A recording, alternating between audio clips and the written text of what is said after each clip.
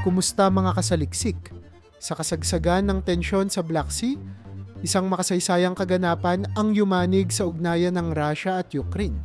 Ang biglaang pagtanggap ng dalawang bansa sa isang kasunduan ng tigil putukan.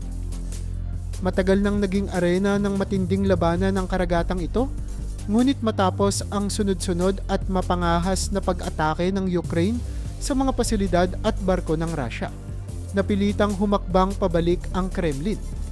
Sa ilalim ng kasunduang ito, parehong panig ay sumang-ayon na tiyakin ang kaligtasan ng mga komersyal na barko, na layong maiwasan ang paggamit ng mga ito sa military operations. Sa ganitong paraan, mababawasan ang panganib sa mga sibilyan at muling maitatag ang kontroladong paggalaw ng mga sasakyang dagat sa rehiyon. Malinaw na pahiwatig ito na kahit gaano pa kalaki at kalakas ang isang puwersa, kapag sinalubong ng matalinong estratehiya at matatag na paninindigan, mapipilitang sumuko ang sinuman. Ngunit hindi basta-basta ang naging posisyon ng Ukraine sa usaping ito. Ayon kay Ukrainian Defense Minister Rustem Umerov, malinaw ang paninindigan ng Kyiv. Anumang kilos ng mga barkong pandigma ng Russia na lalampas sa silangang bahagi ng Black Sea ay ituturing na tahasang paglabag sa kasunduan. Hindi lamang ito simpleng diplomatic note. Ito ay isang malinaw at matatag na babala. Kapag nilabag ng Russia ang kasunduang ito, may buong karapatan ng Ukraine na isagawa ang kanilang karapatang magdepensa gamit ang lahat ng kanilang kakayahan. Sa simpleng salita, hindi magdadalawang isip ang Ukraine na rumisbak, lalo na kung ito'y may batayan ng internasyonal na proteksyon at soberanya. Ang ganitong paninindigan ay patunay ng kanilang lalim sa pag-unawa sa batas pandagat at estratehiyang militar, na ngayoy tumataas na ang antas sa larangan ng modernong digmaan. Isang malinaw na mensahe ng kagitingan at determinasyon ang pinakawala ng Ukraine sa paggamit nila ng long-range Neptune missiles. Ayon sa tagapayo ni Zelensky, ito ang kauna-unahang pagkakataon na ginamit ang bagong bersyon ng missile na may saklaw na hanggang 1,000 kilometro. Hindi ito basta isinagawa. Tinarget ng Ukraine ang isang oil refinery sa Crimea, isang estratehikong pasilidad na nagbibigay ng logistical support sa mga operasyon ng Russia. Ang resulta ng ataking ito ay hindi lamang pisikal na pinsala, kundi isang psychological blow sa Moscow. Ayon sa mga military analyst, matapos ang pag-ataking ito, halos agad-agad na lumambot ang posisyon ng Russia. Ang pag-atake sa nasabing refinery ang nagsilbing huling patak sa baso ng galit at pag-aalinlangan, dahilan kung bakit tinanggap ng Russia ang kasunduang pangkapayapaan. Ipinakita ng Ukraine na hindi lang sila basta-basta naninindigan. Handa rin silang kumilos, matulin, matalas, at epektibo. Kung titingnan sa mas malawak na perspektibo, hindi lang iisang barko o pasilidad ang napinsala. Ayon sa datos ng Ukrainian Navy, simula pa noong taong 2022, 27 sa kabuuang 80 warships ng Russia sa Black Sea ang nawasak o napinsala. Ibig sabihin, higit sa sangkatlo ng kanilang puwersang pandagat ang tinamaan. Ang ganitong antas ng kawalan ay hindi na basta minor inconvenience. Ito ay isang estratehikong kapinsalaan na maaaring magdulot ng pangmatagalang kahinaan sa isang superpower. Kung noon ay ginamit ng Russia ang kanilang naval fleet upang magpadala ng mensahe ng pananakot, ngayon ay ito'y tila naging isang simbolo ng kabiguan at kahinaan. Ang malakas na depensa ng Ukraine, gamit ang mga makabagong armas at intelihenteng galaw, ang naging susi upang mabasag ang dating unshakable na imahe ng Russian Navy. Hindi rin ligtas ang mga tugboats ng Russia na may mahalagang papel sa mga operasyon ng kanilang hukbong dagat. Sa isang matinding atake, tinarget ng Ukraine ang dalawang tugboat, ang Project C-4236 at ang Fyodor Urpin. Hindi lamang ang mga ito ang napinsala, kasabay nitong tinamaan ang 12 radar stations sa Crimea. Ang kabuuang halaga ng pinsala ay tinatayang umabot sa $500 milyong. Bukod sa pinsalang materyal, ang epekto nito sa moral ng Russian forces ay napakalaki. Ayon sa mga ulat, ang mga tugboats ay may dalang mahahalagang bahagi ng operasyon ng Russian Navy. At ang pagkawasak ng mga ito ay lalong nagpahirap sa logistics ng Kremlin. Sa madaling sabi, hindi lamang mga barko ang nawawala sa dagat. Kasama rito ang kumpiyansa, disiplina, at kakayahang magsustina ng matagalang digmaan sa karagatan. Ang lahat ng ito ay sumasalamin sa isang matinding pagbabago sa dynamics ng digmaan sa pagitan ng Ukraine at Russia. Hindi na simpleng depensibong estado ang posisyon ng Ukraine.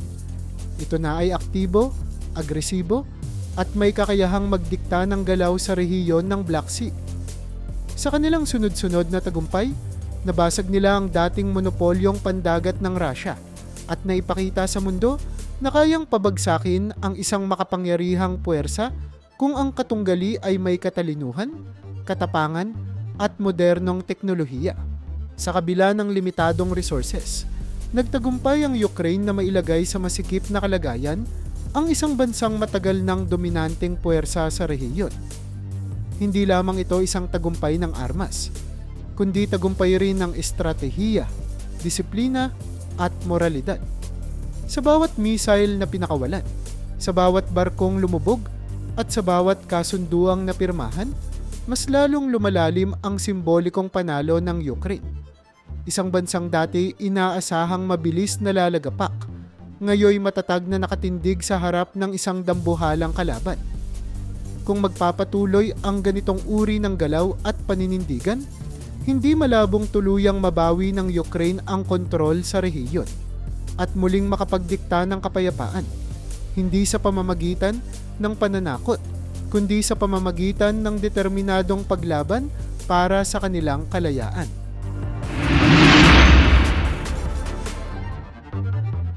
Matapos ang serye ng matagumpay na opensiba sa Black Sea, patuloy na ipinamalas ng Ukraine ang kanilang kahusayan sa modernong digmaang pandagat sa pamamagitan ng paggamit ng mga makabagong teknolohiya at taktikang hindi inaasahan ng marami. Isa sa pinakamatingkad na tagumpay ng Ukraine ay ang tuluyang pagkawasak ng Moskva, ang flagship ng Black Sea Fleet ng Russia. Ang barkong ito ay hindi basta ordinaryong sasakyang pandagat. Ito ang simbolo ng kapangyarihan at dominasyon ng Russia sa karagatan. Isang dambuhalang warship na may kakayahang maglunsad ng malawakang opensiba mula higit 60 milyang layo sa baybayin. Ngunit sa pamamagitan ng matalinong koordinasyon ng radar systems at impormasyon mula sa mga kaalyado, matagumpay na napuntirya ng shore-based missile battery ng Ukraine ang Moskva gamit ang 2 Neptune anti-ship missiles. Sa isang iglap, sumabog ang kargamento nitong mga bala at lumubog ang barko, ang unang flagship ng Russia na nawala mula pa noong Russo-Japanese War noong early 1900s at ang pinakamalaking warship na nasira sa labanan mula pa noong ikalawang digmaang pandaigdig. Ang tagumpay na ito ay hindi lamang pisikal na tagumpay, kundi isang moral at simbolikong panalo na nagpagulo sa dating matatag na imahen ng Russian Navy. Hindi nagpakampante ang Ukraine matapos ang pagkawasak ng Moskva. Sa halip, sinundan nila ito ng isang revolusyonaryong inobasyon sa larangan ng naval warfare. Ipinakilala nila ang Magura V5, ang kauna-unahang combat-deployed maritime drone sa kasaysayan. Sa isang mapangahas na night raid sa Sevastopol, isang mahigpit na binabantayang base militar ng Russia sa Crimea, pinakawala ng 6 hanggang 8 remotely piloted naval drones sa 4:00 ng madaling araw. Sa loob ng operasyon, matagumpay na napinsala ng mga ito ang frigate na Admiral Makarov, na siyang bagong flagship ng Russian Black Sea Fleet, at isang minilaying vessel. Ayon sa mga naval analysts, ang nasabing drone strike ay isang turning point sa kasaysayan ng naval strategy. Isang bansang halos walang navy ang naging unang gumamit ng mga unmanned watercraft sa aktwal na digmaan, at hindi ito basta pagpapakilala lamang. Ang epekto ng ganitong hakbang ay malawak. Naantala ang operasyon ng Russia nabawasan ang kumpiyansa ng kanilang hukbo, at higit sa lahat, naipakita sa buong mundo ang kakayahan ng teknolohiya bilang bagong mukha ng digmaan sa dagat. Hindi dito nagtapos ang estratehikong paggamit ng Ukraine ng mga high-tech na sandata. Maliban sa drones, isinama rin sa kanilang arsenal ang British-made Storm Shadow cruise missiles. Ang mga missile na ito, na may range na higit 200 kilometro at may precision-guided capabilities, ay ginamit upang targetin ang mga istrukturang pandagat sa Crimea. Layon nitong sirain ang mga static naval targets tulad ng mga command posts, storage facilities at radar installations ng Russia sa rehiyon. Ang paggamit ng mga missile na ito sa kombinasyon ng mga drone ay lumusaw sa halos impenetrable defense systems ng mga Russian ports. Sa ganitong mga operasyon, hindi lang basta nilulusob ang kalaban. Sinisigurado rin na limitado ang kanilang kakayahang makabawi. Sa bawat missile na bumagsak, isa na namang hakbang palapit sa strategic dominance ang naabot ng Ukraine. Sa ikalawang yugto ng kanilang naval offensive, pinalawak pa ng Ukraine ang operasyon ng kanilang mga sea drones. Kung noong una ay Magura V5 lamang ang gamit, sinundan ito ng mas advanced na version tulad ng Sea Babies at MAM, mga long-range sea drones na may kakayahang umabot ng hanggang 500 milya at may kapasidad pang magbitbit ng rocket launchers. Ginamit ang mga ito upang atakihin ang mga port ng Russia na noon ay itinuturing na ligtas na mga reserve bases. Sa mga pag-atake na ito, napilitang umurong palalo ang Russian Navy patungo sa mas malalayong lugar. Sa pamamagitan ng mga sea drones, hindi na kailangang lumapit ng tauhan ng Ukraine para makapagdulot ng pinsala. Sapat na ang remote control at wastong target coordinates upang maglunsad ng matagumpay na operasyon. Ipinakita ng Ukraine na ang karagatan ay hindi na lamang dominado ng mga malalaking barko. Ngayon, ang dagat ay isa ng battlefield para sa maliliit ngunit matatalinong teknolohiya. Sa lahat ng ito, marahil ang isa sa pinakamakabuluhang tagumpay ng Ukraine ay ang pagkakalikha nila ng isang ligtas at epektibong maritime corridor. Sa kabila ng kanilang limitadong naval assets at kawalan ng full-fledged navy, nagawa nilang itatag ang isang ruta sa Black Sea na ligtas sa pag-atake, minahan at surveillance ng Russia. Sa pamamagitan ng koordinasyon ng mga patrol boats, air defense systems at advanced navigational monitoring, nagawa nilang muling buksan ang daan para sa kanilang agricultural exports, isang napakahalagang haligi ng kanilang ekonomiya. Sa kasalukuyan, 2 hanggang 3 convoy ng mga commercial vessels ang naipapadala araw-araw, isang bilang na doble kumpara noong nakaraang taon. Ito ay hindi lamang tagumpay sa seguridad, kundi sa ekonomiyang unti-unting bumabangon sa gitna ng digmaan. Sa tulong ng Sea Corridor na ito, muling naipapadala ang mga produktong agrikultural ng Ukraine sa iba't ibang bahagi ng mundo. Isang bagay na halos imposibleng mangyari kung hindi nila napanatili ang kontrol sa bahagi ng dagat. Sa kabuuan, ipinamalas ng Ukraine sa yugtong ito ng digmaan na ang tagumpay ay hindi laging nakabatay sa dami ng armas o laki ng hukbo.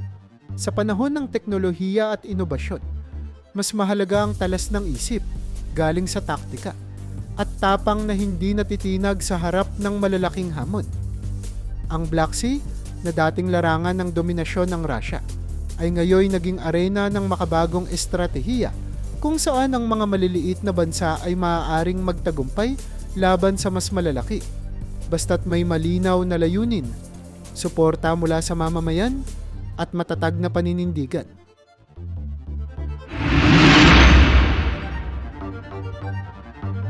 Sa patuloy na paglakas ng estratehikong opensiba ng Ukraine sa Black Sea, isang dramatikong hakbang ang isinagawa ng Russia na siyang nagbigay ng malinaw na indikasyon ng pagbagsak ng kanilang naval dominance sa rehiyon, ang sapilitang pag-urong ng kanilang mga barko mula sa Sevastopol.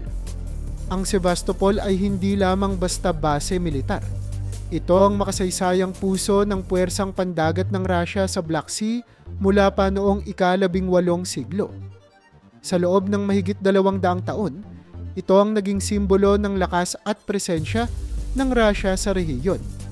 Ngunit dahil sa walang humpay na pag-atake ng Ukraine gamit ang mga naval drones at missiles, napilitang i-pull out ng Moscow ang karamihan ng kanilang fleet mula sa nasabing base. Isang matinding kabiguan ito sa imahe ng Russia bilang dominanteng puwersa sa dagat. Isang tagpo kung saan ang isang makapangyarihang hukbo ay tila nag-empake ng gamit upang umiwas sa kapahamakan. Ngunit hindi lamang ang pisikal na presensya ang nawala sa Sevastopol.